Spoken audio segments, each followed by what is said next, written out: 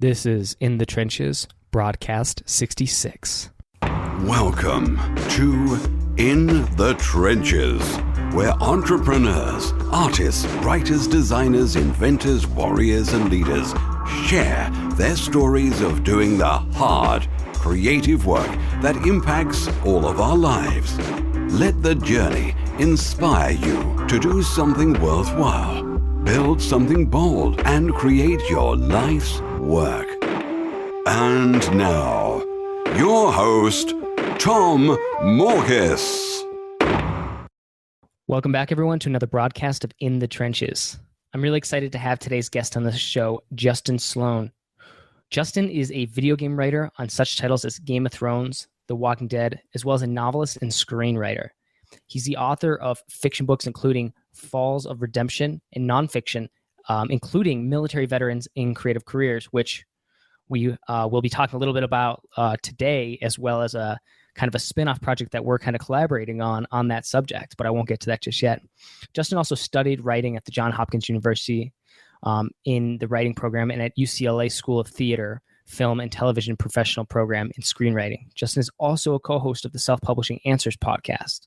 So basically, Justin has done quite a bit of work both in writing and in and around writing in movies, video games, and beyond. And Justin was actually in the Marines for 5 years and has lived in Japan, Korea, and Italy. He currently lives with his amazing wife and children in the Bay Area, where he writes and enjoys life. And we'll dig into kind of what he's doing there today. But Justin, thank you so much for being on the call with us today. Yeah, thank you for having me. Looking forward to it. Yeah, so let's take it from the beginning a little bit. Let's backtrack. So right now you write for video games. You also write books, and I've checked out a couple of them, and I'm in the process of reading one of those in particular, the military veterans and creative careers. But let's backtrack a little bit, maybe to your what's got you down this path, moved you down this path towards writing and towards this kind of creative work. Yeah, sure. So it started a little bit ago in 2010. I was sitting around without anything to do because we had Snowmageddon happening in DC where I lived at the time. And I think I had recently gone through a breakup or something. So, no relationships, can't go outside because there's snow everywhere. I was too big of an adult to go sledding or whatever. And so I was like, I always had this thought that I wanted to write a novel before I'm 50. And so when I sat down, I was like, maybe I'll just try it out. I'll just try a couple pages. And then within a few months, I had like 150,000 words written or something like that. And I just fell in love with the process. I was just having so much fun. And I was like, I need to just do this all the time.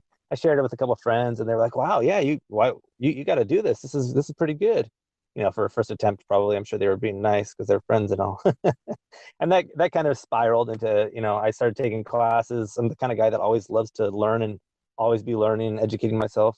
So I signed up for, writing classes, screenwriting classes, all kinds of workshops, and just it kept snowballing and became screenwriting soon. And now it's become video game writing. It's been a fun journey. So how do you actually I feel like this is something that, well, I would think like a certain group of people, at least, if not a lot of people, would want to do, would get into screenwriting, get into video game writing. These are, I feel like, pursuits I actually remember thinking when I was growing up, like in high school, I remember thinking that either of those would have been really cool options, but it didn't seem realistic to me. Like I would have never seen the pathway to get there. So tell me a little bit about how you actually got there, like practically speaking. Right. I was the same way for sure. When I was young, I'd been an artist and tried drawing little comics here and there and whatnot. But going into, looking at colleges and whatnot, and it just didn't seem realistic. And that's kind of a big part of why I went into the military. I was thinking, what else am I going to do? Might as well go serve my country. Yep. And so then it went down the road. I'm doing these other careers. I'm looking around, and I'm going to my day job, and I had started writing, like I said, and I just started realizing how passionate I was about it. And I still had that in my mind where I was like, I got to make a paycheck. I know that this isn't kind of a realistic way to go. But I started going to all these classes, and I started going to film festivals, and I started interacting with these people who are making it. And I started realizing that they weren't that different than me. I'd been in the military. I was at the time at Department of Commerce doing post-conflict reconstruction and stabilization work on the policy side. And I met Ashley Miller at this thing called the Veterans Writing Retreat at the Writers Guild Foundation in LA. And he was the writer on Thor and X-Men First Class and a bunch of other films. And he had come from the Naval Intelligence Center or something like this as a civilian, but doing very similar work. And he kind of got discovered and worked on the Sarah Connor Chronicles, that Terminator TV show. And just looking at how he had gone from that, just writing as much as he could on the side to finally somebody discovering him and him getting all these great opportunities. I was like, wow, why am I thinking that I can't do it? So I started putting as much effort as I could into it, trying to get the 10,000 hours, whatever it is, just making myself a professional, improving my craft and all that, taking internships on the side, getting writing samples out there, getting short stories and poems published, building up the resume basically with like the master's degree and then the screenwriting certificate. And then I reached a point where I said, you know what, this 2-track me isn't working. Like this is too much of a passion for me to be spending any time not doing it, aside from being with the family, of course, because that takes priority always. But like, why am I at work? At this point, I was at the Federal Reserve doing Asia analysis on Taiwan and India and Japan. That's kind of fun, but it wasn't the passion. It was, time spent not following my passion, not improving my craft and becoming a better writer. And so I made the commitment to myself. I talked with my wife and she was cool with it. And we were like, as of a certain date, I think it was May 31st, 2014, I'm just going to go full on, nothing else but a writer. And luckily, because at the time I was like, maybe I'm not going to get a paycheck. That's okay. I'm just going to go 100% and try to make it work. Like Sean and Johnny and these guys do on the self-publishing podcast, and my co-podcaster, Kevin Tumlinson. They're all awesome. They're all doing it. But luckily for me, I didn't have to take that risk because this Telltale Games opportunity arose. And that's how I fell into the video game world. Mm-hmm. Okay, well, take me through that a little bit then. Like, okay, so you mentioned, I already blanked on the name, but that person you met at the veterans writing group who had done screenplays? Yeah, Ashley Miller. Yeah, he was a co-screenwriter on Thor, X-Men First Class, and some other films. But you mentioned like his story and you said like he got discovered. And so I'm curious though, like this is what gets me is it just something where you just have to then kind of do your work and then hope you get discovered? Or are there steps you can take to cut the line, so to speak? Yeah, I think it is what do you call it? I mean, it's not really a marathon because in a marathon, you have that end goal, you have that place where you're going to finish at. I think it's just, you got to just keep running and hope that you find a stopping point eventually. You just got to hop in your car and end up where it takes you. Because you can't really cheat. You can't really just get to the end line, and be done with it. You have to kind of just be constantly building your craft, building your resume, networking like crazy. And I think as long as you're doing that and you're doing it, smartly, you're not just sitting at home working on your craft and saying, why is nobody finding me? But you're out there networking, talking to the right people. And if you're a nice person who's actually out there to help others and, to have conversations with people, not just say, how can you help me? Let me tell you about my screenplay. Let me pitch all my ideas to you right now. And being overwhelming and, that annoying person. As long as you're approaching it in the right way and, talking to people like us and other people who have done it, you can quickly learn what the right way is. It's not that complicated.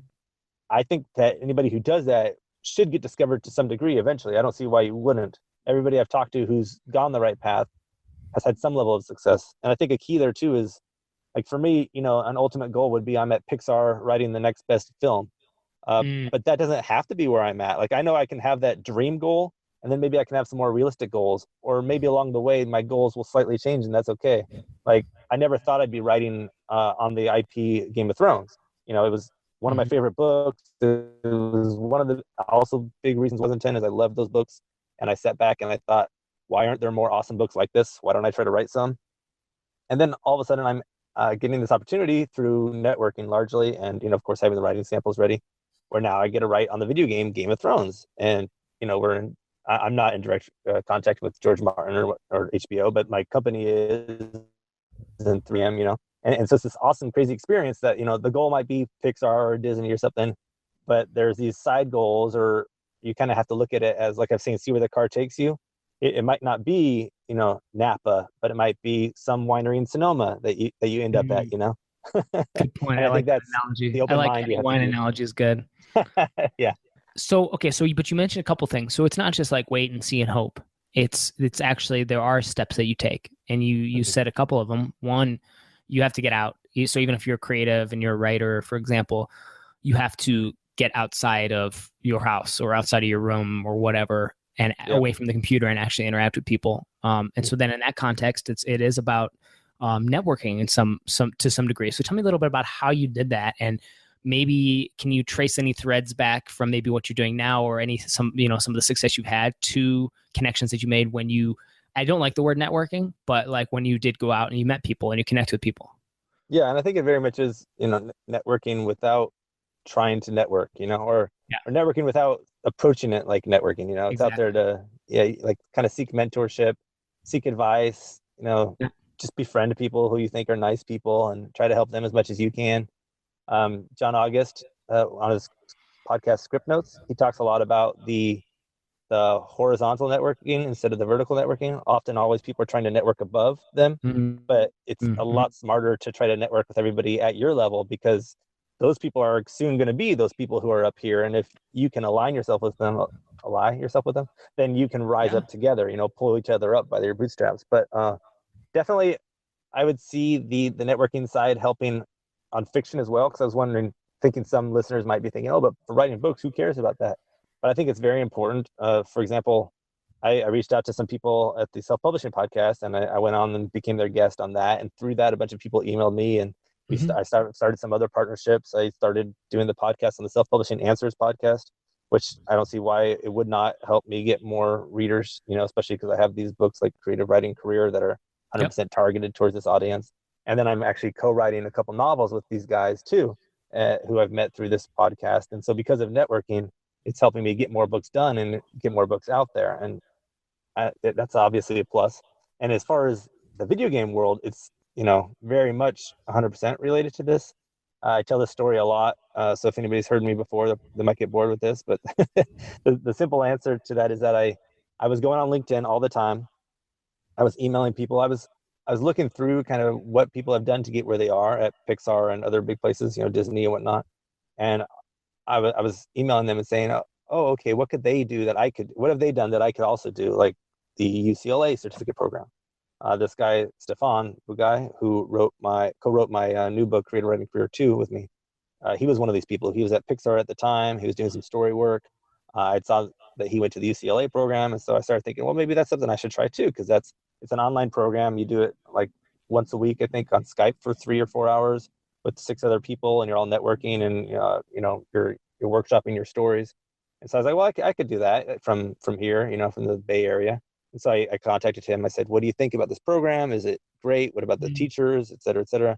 And we kind of started a dialogue, like not too often. I think we'd send an email each other like once every 3 or 4 months, and like a total of like 4 or 5 emails maybe. And eventually I saw that he left Pixar and went over to Telltale. And I was like, Telltale? Let me find out more about that. And I saw on their website that they were hiring a writer position. And so I applied. I sent him an email that said, hey, I saw you went over to Telltale. I applied for the writing position. It looks really awesome. I'm so excited about this opportunity. Fingers crossed. And I started the interview process. And then the HR person at the time said, hey, let's get you in here. So I just sent him an email and said, hey, just wanted to let you know I'm coming in for an interview. Pretty excited. And he wrote me back and said, that's cool. If you get the job, I'll be your boss. So it's kind of a funny, it's like a year-long process of a couple emails here and there, or a few emails here and there. And it just worked out in that awesome way. And somebody else I had been contacting like that had given me all this advice, like, oh, you could try to be a writer, but there's no guarantees. It's a long struggle. It probably won't ever happen. And he ended up being my coworker. He got hired at the same time as me. It's kind of funny. Interesting. Yeah. So all networking. Yeah, definitely. I mean, that's definitely, I think, useful. And in the context of the video game world, I suppose that's an interesting way to go about it, because in self-publishing or in book writing, you can always self-publish. You can always defer to that. Video games, I mean, I guess you could write your own video games and then build them yourself. Movies, maybe the same, but the reality is, now more than ever, you could do that. But I think in that context, writing applied to certain fields or certain industries. In the video game world, in the movie world, I think there is this desire for a lot of people to be able to crack into those industries and to be able to work in a capacity that you're working in.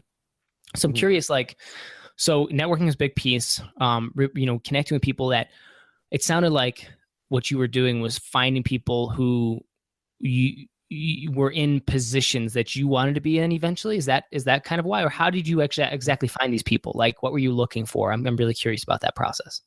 Yeah, and that's exactly what you said. And I'd learned this process earlier when I was in grad school for international relations and economics. I was looking around at jobs, thinking like, what would I want to do? What would be realistic for me to do and enjoy? And so I was looking at people's LinkedIn profiles and seeing like what they said they were doing and what they'd done to get there. And then so I was like, well, why don't I do that same thing with writing, since that's what I want to do? So like I mentioned, Pixar and Disney were at the top of my desire list, and and so I think I typed in like Pixar story or Pixar writer or screenwriter, and Disney same thing, and some other companies, a lot of the big ones, big studios out there.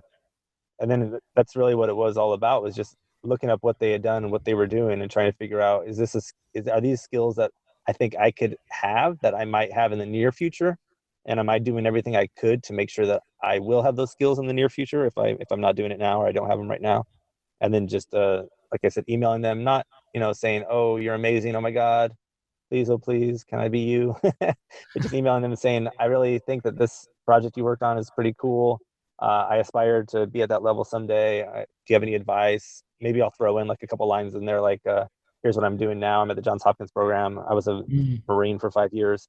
Little things like that. It's kind of, I know this is a bad analogy, but I equate it a lot to hitting on girls in a club. But which is like, you got to have some kind of opener, like it's going to sound cocky, but you walk up to them and you just you mention one thing about you and then ask them about them or something. And if that thing catches their attention, they're like, oh, wow, really? Wow, that's cool. My wife always makes fun of me because when we first met, I like busted out some of my paintings I was working on my phone. Somehow it came up in our conversation. I was like, oh yeah, I paint. Yeah, check these out. And she was like, oh, well, that's pretty cool. And it just, it's stupid and it sounded cocky or whatever. And like, oh, look at me. But at the same time, you have to do something to capture these people's attention. Yeah. So I often use the Marine thing in my line, and maybe I'll say like something that they've done that I've done similar. And, then they're like, oh, cool. And they have something to talk about, they have something to reply to. Would you say that being a Marine then kind of gets your foot in the door in a little bit in some context, like in that it's a unique attribute? So, and tell me any particular stories or any particular events where you like, that was definitely a reason that you got responded to, or you were able to get the interview or whatever. Yeah. So when I mentioned I was trying to build up the resume, and I think people should approach writing looking at whatever opportunities they can find, even if it's a self-published author, that gives you credibility on your Amazon author profile or whatnot, on the back of your book blurbs or something.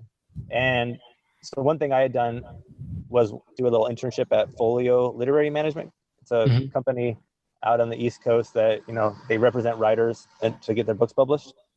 And in that case, what I'd done is I looked up just all kinds of like internships that I could do remotely. I was in my early 30s, late 20s, somewhere around there. And I was like, I know that I'm like a little older than most people, and I have a full-time job and it's, a professional career, but I want to be a writer. So I'm like, I'm going to do whatever I can to become a writer. And so I looked up these internships and I found one, I found a few, and I emailed them and had that little, my little bio in there that said I was a Marine. And one of the guys, his son was getting ready to go in the Marines. So that kind of started a conversation where he called me up. He's like, yo, yeah, you're a Marine. That's cool. My son's going in. La, la, la, la. We chatted about that. And because of that, he thought I was a cool guy. He was excited about who I was. He has, big expectations out of veterans, as far as like our discipline and all that. And so he was very happy to bring me on as his intern to look at these novel manuscripts that were coming in and assess them for the viability of publication. So that's one example. I'd also say, though, that it kind of always happens. Like that guy that I mentioned, Stefan, who got me into Telltale. I definitely think mentioning that I was in the Marines helped a lot because of the same thing where he has nice expectations of people in the military. You're going to get people occasionally who don't have those expectations because I think like 90% of us are awesome and, we do a great job. But then there's 10% of us who have this big chip on our shoulder and are just big jerks all the time. Or you walk on a set and you expect everybody to be catering to you because, I was a veteran. You walk into the job and have a chip on your shoulder and say, I'm not starting out from scratch. I've already done all this cool stuff. And but I think most people that I've interacted with, especially as you get older, as the people you interact with are older and more experienced, they have a higher view of veterans and they're more excited about helping us out. Yeah, that's awesome. Very cool. So now that real quick, there's definitely a lot of topics I want to cover, but briefly, was it necessary for you to get like an agent or anything like that? Any preparatory steps, say for somebody who wants to go this route in terms of like professional writer for be either video games, Hollywood, whatever? Some people at our company have agents and representation. I don't. I didn't go that route. I don't think you need to for this. And for the film world, it kind of varies. I have some managers that I'm talking with, but I haven't like signed with anybody. Um, but I also haven't been super successful in the screenwriting world. I've done screenplays and I've done some stuff on assignment and whatnot. But Mm-hmm. to make it big, you definitely need those people. A lot of the talk nowadays is like it's great to start with a manager because they're going to help develop your career, look at your screenplays, see what's out there in the market, see where you need to be, kind of. And then the agent comes more around the point where you're starting to sign these nice big deals that are going to pay a lot, you know. Um, so that's kind of one thing I'm debating in my personal life is like, do I continue down this video game world, which is awesome and providing me lots of opportunities and is a constant paycheck, or do I kind of take the risk and roll the dice and go that route? A lot of people are leaving Hollywood to come to video game companies because they see that constant paycheck, and you're writing always. You don't have to be always out there pitching for your next gig, which is Mm-hmm. a nice experience, especially when you have a family like I do. And so there's that debate. In the fiction world, it's always nice to get an agent also, but then you're talking about 2 to 3 years to find an agent, another 2 or 3 years, or like another year before it gets to a publisher, another 2 years before it hits the bookshelves.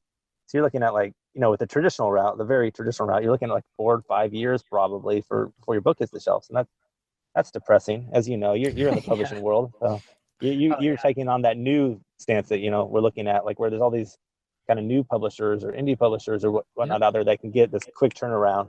Just like with self-publishing, kind of the reason I went it, which, is very different from your agent manager question, but it's just, you have that quick turnaround, you can bust it out, you can get it editing done, you can get the book cover done on your schedule. If people aren't working fast enough, you fire them, get somebody else, and you can bust out a book, put it on the shelves after it's done in like a couple days to a couple months. Well, yeah, let's talk about that for a second, because I guess the nice part is the fact that you can kind of continue to do that if you want, because you're already publishing. How many books? I think you have like 10 or 20 books on Amazon. Don't I mean you have quite a bit on Amazon under your name. So, you're able to still produce this type of content, even though you're, full-time writer, you're still able to on the side write books and novels and all this stuff, which is pretty impressive. Mm-hmm. So tell me a little bit about that. Yeah, and I'd say I have like 20 assets. I heard somebody refer to them that way recently, and so that's a good way of saying it. Because, for example, Falls of Redemption is a 600-page novel, but when I was publishing it, I wanted to approach each section as its own part, and when I wrote it this way and whatnot. So that's published first as 600-page sections, and then also published separately as 600-page book, because I thought that'd be kind of fun. And it's kind of the Sean and Johnny, the self-publishing podcast method, doing it in episodes, kind of like how Telltale does. Telltale does, like 5 or 6 episodes, and that makes up one game. So I said, I work for Telltale. Let's do it the same way. Why not? So that you could call one book, or you could call 7 assets.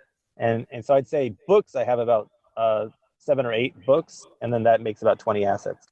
So Gotcha. Okay. depending on how you look at that. Yeah, no, But interesting yeah, way as far as to define it. But anyway, yeah, go on.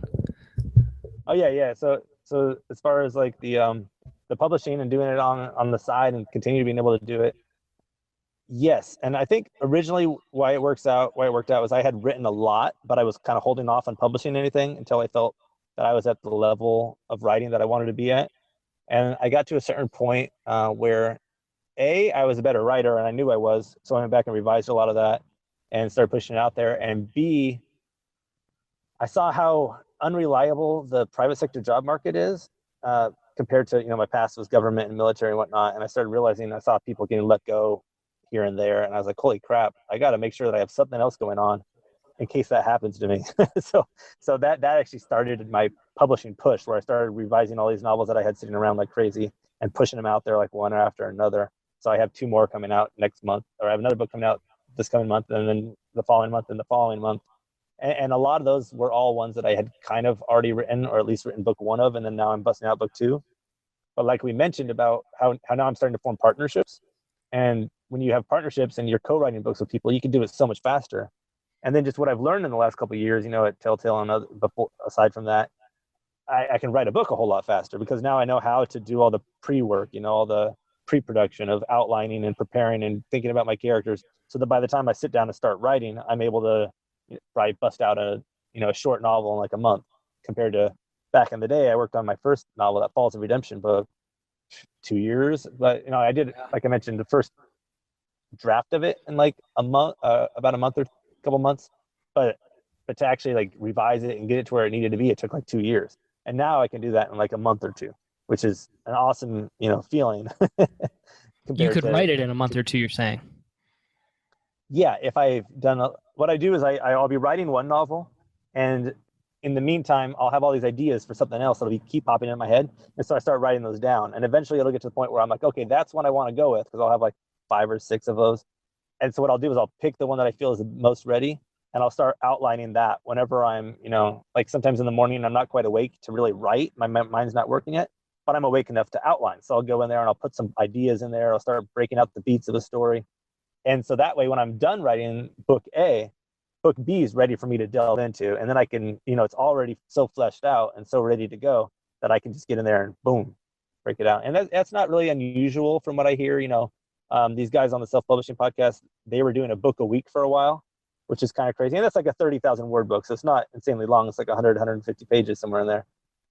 But still, a book a week, that's crazy. And then Kevin, my a podcaster on the Self-Publishing Answers podcast, I think he does a book a month. And this other guy I'm working with, Michael Laron, who does the To Be Read podcast, he does about a book a month. So it seems like it's kind of the norm nowadays for self-published authors, because we realize, these other authors who are going traditional, they might get, a lot of marketing behind their books, but they're only getting a book out usually like once every year or two because of the length of time it takes them. But if we can bust out like 5 or 6 or 10 books in a year, then we're going to be, as long as they're quality, that's the key. You got to make sure that they're quality and not just crap. Then we can have, 20 or 30 books on Amazon, like you mentioned, compared to their like 2 or 3. And so we have, a different, instead of having all of that marketing behind us, we have discoverability through large numbers of books. And just real quick, not just Amazon, of course. So I'm doing iBooks and Barnes & Noble and Kobo and all these now too. I recently started branching out to those. And it's kind of cool to watch how different books sell on different markets. For example, Military Veterans and Creative Careers has doubled its sales on iBooks compared to what it sells on Amazon for some reason. So that's nonfiction. My other nonfiction also has been doing better on iBooks. But I've listed a few books for free, and the free books have been going best on Barnes & Noble compared to the other sites. And those are fiction. So it's really weird, watching this process. Well, this is fun. This is good. Readers tend to go to certain areas. Yeah, I wasn't intending to go here, but this is good. I'm taking like notes. I'm like, okay, cool. I'm going to experiment with this. This is good because I basically forsake those other platforms because I'm an 80-20 principle kind of guy. And I say, 20% of my efforts are going to result in 80% of my rewards, right? The benefits to a degree. Sometimes it's more like 1% to 90% or something like that. Check out iBooks for sure. And I would say check out Draft to Digital. I don't know if you've heard of them. No. They're like Smashwords, but better. You've probably heard of Smashwords, right? Yep.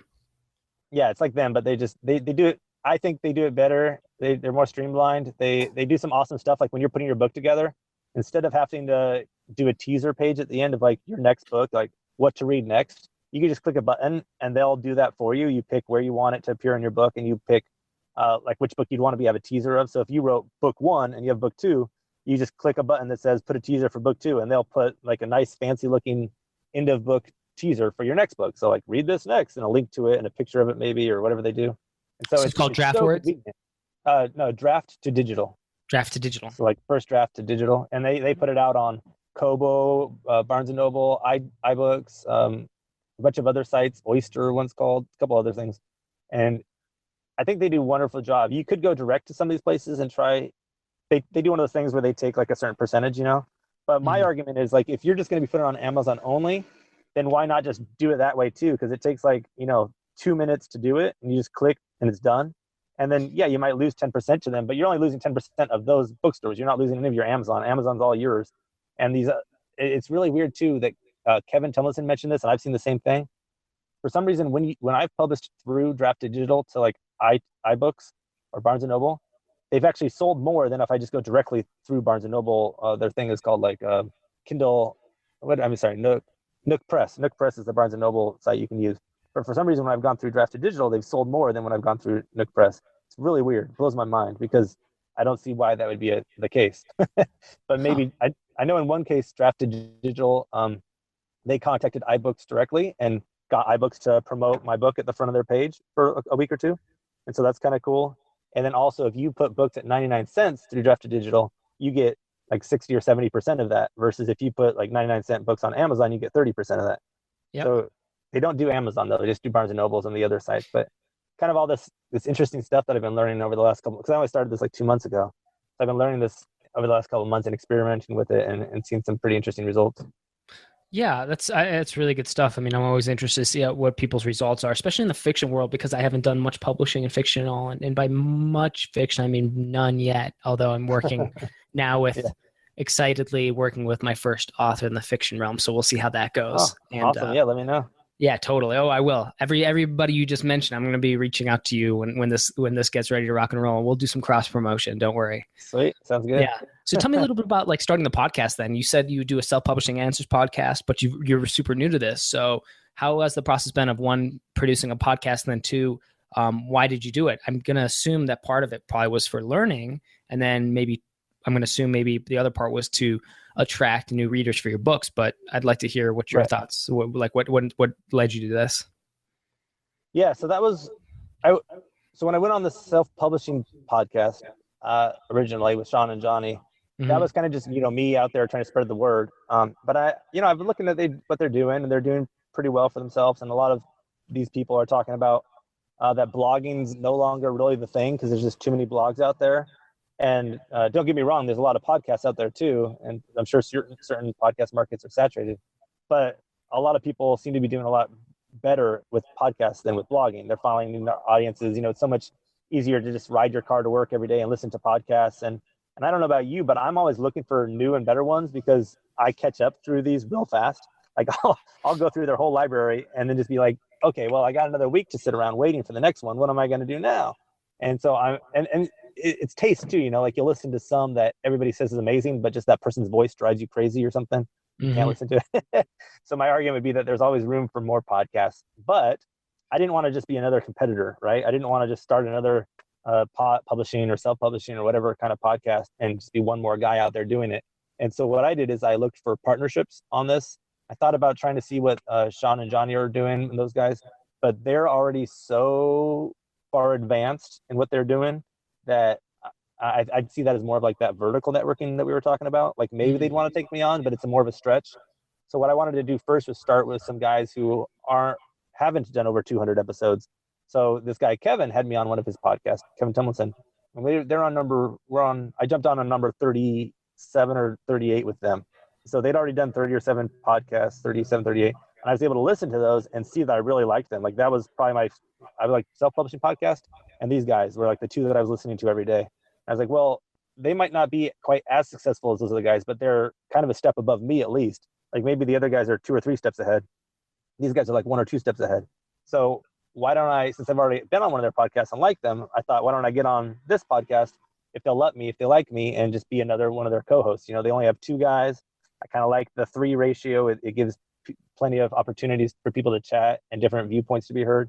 And they liked the idea too. We got on the phone and we chatted, and we all seemed to like each other, which was, it's a huge part of this, right? If you don't like each other and you can't have a nice dialogue, then what's the point? And so, yeah, the reason I got involved was in part because I saw that as, like you said, another way of getting exposure, reaching out to my audience, especially since I'm trying to target these kind of people who aspire to write and to make it a profession instead of just a hobby. And in part to definitely to learn from, because, if you just, like I mentioned, if you sit around just writing all day, yeah, you're going to learn some about your craft, but to be out there actually talking about it with other people is amazing. To kind of have that level of friendship where you're like, you guys are buddies, you're chatting every week. We didn't know each other before, but now we do. And I consider them my friends, and they seem to think the same way. We'll see. They write back and say, what are you talking about, dude? And when you have a family, I have a family and 2 kids, and you don't have time to go out there and grab beers with your buddies and talk about what you're doing. And even if you do, half your friends aren't interested in the same thing that you're interested in, like they might not give a crap that you're trying ACX and you're loving ACX to produce audiobooks, which I do. But these guys, you get on the phone with them and you're just like chatting about it, and they're just as excited about it as you. And so I think there's all of that, the fellowship, the self-promotion, the learning. So for you, what are next steps for you then? Like in all this in everything you're doing, which is really a broad question. I don't actually ask a lot of people that, but I feel like you have your hands in a lot of different activities. They're all interrelated. But Yeah. I'm just curious, like, what do you have do you look Yeah. at this in terms of like a 1 to 5 year type, like planning, goal setting type, Yeah, thing, or what? for sure. So right now, I mentioned I have probably like 7 or so actual books on Amazon and whatnot, and that doesn't count short stories or like the breakout books. And so my goal is to get a legitimate. I want 10. I mean, obviously more than that, but in the immediate future, I want 10 fiction books, fiction novels on there. I want at least 2 or 3 of those to be full trilogies because I love trilogies. So that's kind of my fiction goal. Nonfiction, I have a 3rd book in the Creative Mentor book series coming out soon, or 4th, I guess you could call it. And so that's exciting, of course, and that's a goal that's easily attainable, which I love those kind of goals, or milestones, if you will. On the other side of that, I have a long-term dream goal, which is I have an 8-year Pixar plan. I've just decided I like decided that about a month ago. Yeah, so like I said, you can't hope for these things and expect them to happen, and then like hate yourself if it doesn't happen, because a lot of it is outside of your control. But I'm going to do everything to position myself to be in a spot where if Pixar says, "Oh yeah, let's consider Justin," then when I walk in the door, I'm ready. I have the writing cred and the resume and people skills and connections to make it happen. So I'm going to be a panelist in end of October at the Austin Film Festival, which I'm really excited about because that's kind of the top festival as far as screenwriting is concerned. And a lot of my heroes in the screenwriting world go there and talk every year. Like I mentioned, Ashley Miller earlier, and also Craig Mazin and John August do the Script Notes podcast. And this year they're having Scott Neustadter and Michael Weber, who wrote 500 Days of Summer and The Fault in Our Stars. Both, I think they did amazing with those movies. So all these people that are going to be there be panelists, and I'm going to be a panelist with them. So I see that as an awesome opportunity where I can network and see who I can get in my book and on our podcasts. And they always send a group of Pixar people there, like 5 or 6 people from Pixar who are involved in the story side of it. Their kind of idea of looking for screenwriters who are up and coming. So my plan is, I met them a couple years ago. I'm going to go back and say hi again this year as a panelist, see if that gets me anywhere. And it's not like I'm going to be like, "Hey, can you hire me? But I'm just going to try to start forming that relationship, and saying, like, showing them that I'm a nice guy, try to be a nice guy. And as the years progress, maybe there'll be an opening all of a sudden. They'll be like, "Oh yeah, Justin, I remember him. He was a cool guy. We met him in Austin. We shared some barbecue." And then when I come in for the interview, my chances are that much better. I still have to sell it, with my craft and all my writing. And a big part of getting to Pixar is having that manager and agent, because they have to submit you. So that's going to be in the plan as well. Like I mentioned, I'm in talks with some guys. I think in the next year, so let's think 2016 will be the year that I get myself a manager that I like a lot, and maybe an agent, and start making the actual the screenplay stuff coming alive. So that's some goals there as far as the self-publishing, the screenwriting, and the video games. We'll see. I'm loving what I'm doing at Telltale. We have some really big IPs coming down the pipeline, and so it'd be awesome to have my name on associated with those IPs. And it's just a fun writing process. We have like 20 writers or more there that we're always collaborating with, and so it's just smart people always talking about story and trying to develop better stories and make video games more story focused, which is kind of cool that everybody is excited about what's going on in the video game world. It's kind of like the next thing. So who knows, maybe my Pixar goal will be totally revised and I'll just be focused on video games. We'll see. Quick question. I don't know why I didn't ask this before, but what's the difference between writing video games versus movie scripts versus books, now that you've basically done all 3? I'm just curious. Yeah, I'd say screenwriting, so it varies too, of course. Different video game companies have different styles. Some, there's like the mobile games. A lot of those, you're often writing little quests and just kind of putting dialogue in Excel sheets so that the different characters can use those bits of dialogue. But that's very different from what companies like Telltale do, that are very story focused, very narrative driven. And it's pretty much like writing a screenplay in that sense. You're basically doing like a whole story arc and everything, and not very gamey as far as the writing is concerned, which is a nice experience for screenwriters like myself. But that said, it's also quite different because you have to focus on player agency. So when you're writing a screenplay, you're very much focused on what is the protagonist's goal and what are the objects in the way to that, and how do they overcome it, and how do they reach their goal. And in the same way, that's what you're thinking about with a video game, but you're thinking more is not just what the character wants, but what does the player want at that moment, and how is not only what is the character going to think about this and how are they going to feel, but what is the player character and all that stuff, and making sure that all the decisions are owned by the player, which is also, very complicated, because you can't just think, oh, I'm going to have the character now drive off a cliff. You have to think, okay, why would the player want the character to drive off a cliff right here? And what could I do to make that happen, or make the player want that right now? That's crazy. Yeah, that adds a whole another dimension I never really even thought of. Yeah, a whole new level of complexity, which is it's fun, and I think it helps my fiction writing quite a lot, because I'm thinking in all these different ways, and now I'm starting to think, when a reader is reading my book, how do they have agency over the protagonist? Yeah. So it's no longer just what does my main character want to do and why does he do it, but how can the reader feel like they're invested in that? And you should always think that way as a writer, but I don't think my brain really caught on to that until I started writing video games. Well, I've never really heard an author describe it that way either, necessarily. Yeah. So that's I don't know if anybody does. Like, imagine if you're reading Game of Thrones, and if you're invested in Tyrion and everything, and I think George Martin did an amazing job of, getting you into all the characters, and that's why you can be following Tyrion or Jaime Lannister, and they do something totally effed up, but 100 pages later, you love that character, Yeah.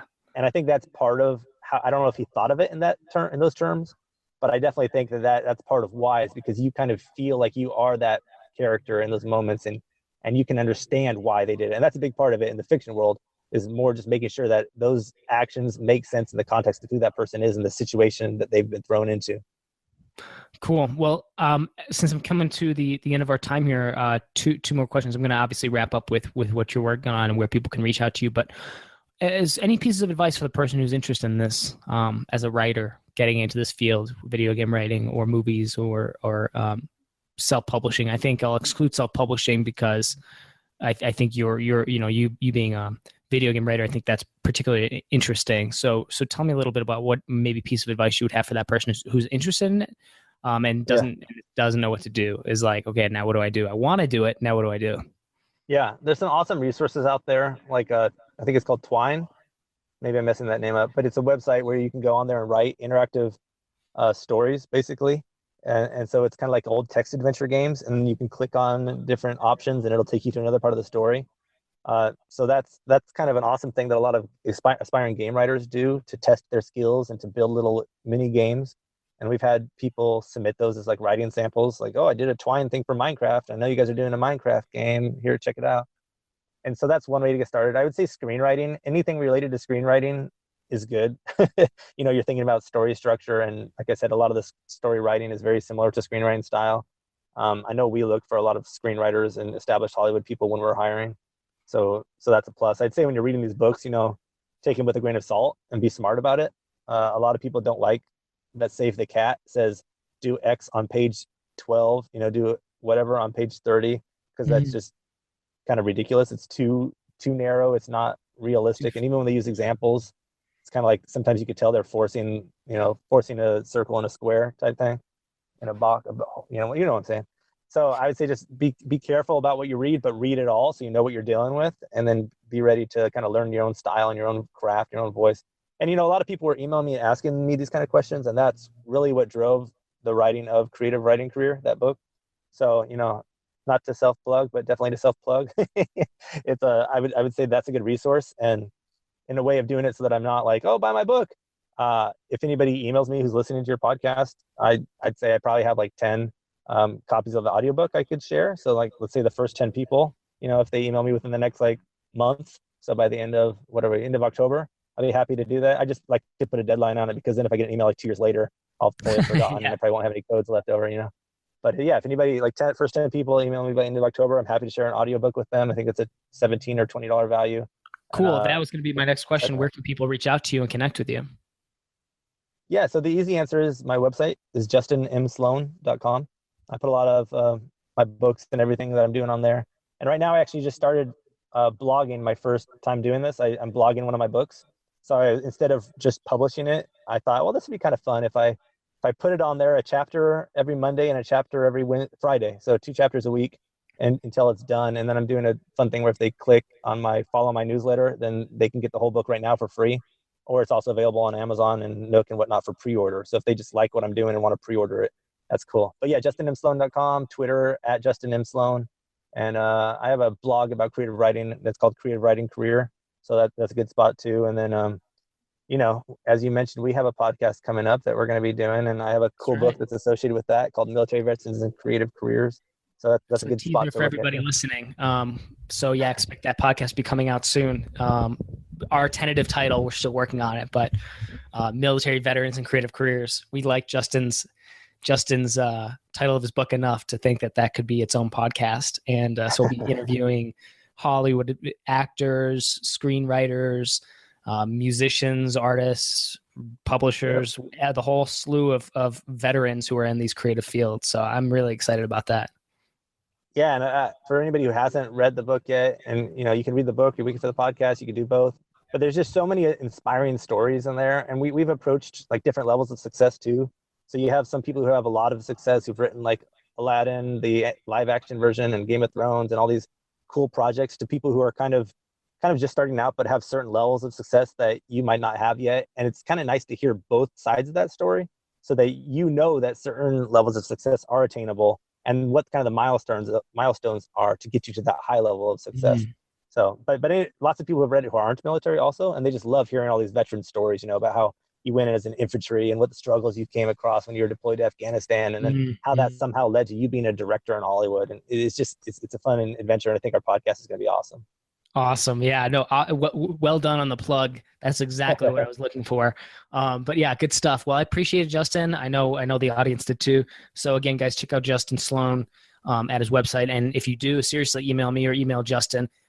If, again, depending on the time when you hear this, if it's still 2015, you can reach out to me. But after that, please don't, not about the free copy of the audiobook. But yeah, if you guys are interested, reach out. And awesome stuff, Justin. Really appreciate it, man. Thank you so much for being on the call today. And that wraps up another broadcast of In the Trenches. If you'd like to check out the show notes, just head over to tommorkes.com/podcast, where you'll find the latest broadcast. And if you enjoyed today's broadcast, please do me a favor and leave a rating and review on iTunes. That's the fastest, simplest, easiest way to support my creative work, and it would really mean a lot to me. As always, this is Tom Morkes, and if you're listening to this, you are the resistance.